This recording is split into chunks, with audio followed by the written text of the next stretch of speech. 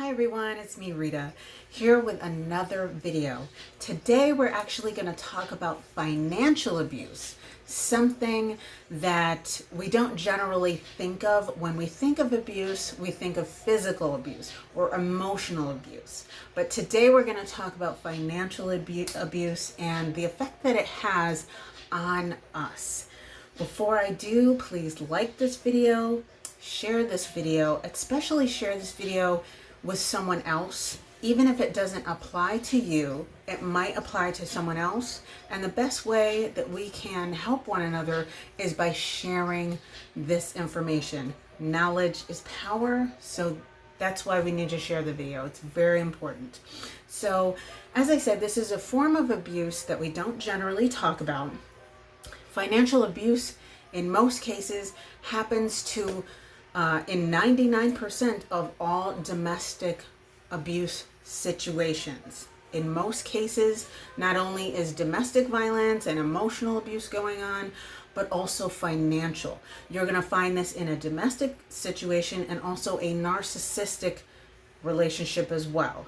Definitely, it plays a key role in both situations because it is used once again as one of those manipulation tools. Now, by definition, financial abuse involves controlling the other person so that they don't have a means of finances, so that they don't have any finances of their own to acquire or maintain. They can't save any money so that they can leave. That is definitely a part of financial abuse. The abuser may stop you from working. That is one of the forms of financial abuse. If you have a job, they tend to be short-lived sometimes. The abuser may find ways to get you to quit your job or leave your job or just kind of give up, like, oh, there's no point in me continuing to work here because nothing is going right. So what am I doing? I might as well stay home. Or you might feel they might pressure you physically to not stay in this situation, so that they might pressure you with physical abuse so that you don't stay in the situation of keeping a job. They might make you feel afraid to keep a job, so you'll end up quitting over and over and over again. Now, financial insecurity is one of the top reasons why people return to abusive and narcissistic situations. And sometimes we don't even realize that. But it is one of those big heavy hitters. It's one of those serious reasons why people go back. If you don't have money, how can you leave? Right? So, and also, you can't do any safety planning. I will do a video on that. What safety planning is how you plan to leave. I have mentioned this in previous videos that you cannot just walk out of the door of a domestic violence situation, because in most cases it could either really get you hurt or it could get you killed. You have to have a safety plan. You have to have a way out. And finances, unfortunately, is one of those things that you need to add to your toolbox in order to get out safely, in most cases. Now, financial abuse, what it does is it keeps you kind of feeling isolated. It keeps you feeling depressed. It keeps you feeling hopeless, like, you know what, there's just no way that I am getting out of this situation. Now, that is one of the only things that I did not let my ex take from me, was my job. I've actually had the same job for the past 10 years. So fortunately for me, I was just manipulated and continually kept kind of at a state of being broke all the time. So for me, it was just like, I'm in this financial hole. I just can't get out enough to get out. But I was able to save enough money eventually, and I just asked my boss for help. I told him the truth, and I said, you know what, I could really use your help here to get out. And, you know, I had luckily for me, I had a few extra financial resources.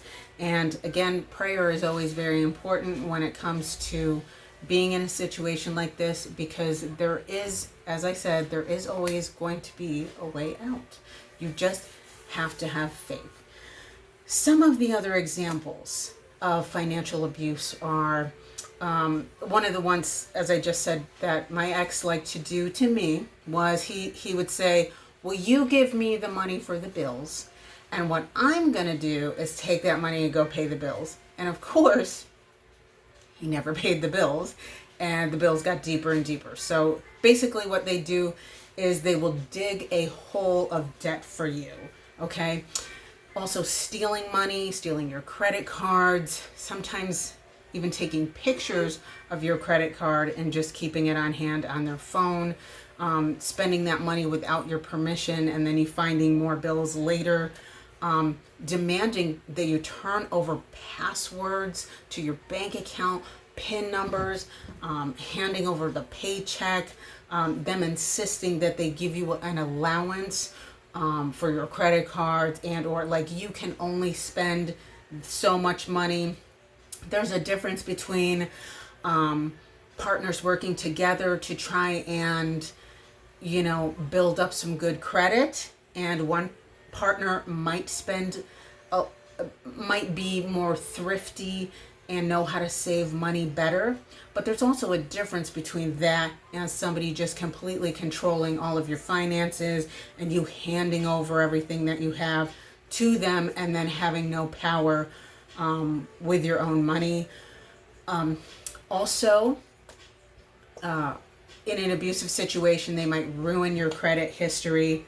They might also feel entitled to your money, like this is my money because we're married or because we're a couple, because we live together. I'm entitled to have this money, to use it, to take it. And again, pressuring you to quit your job so that you end up hopping from job to job. There's just never a way out.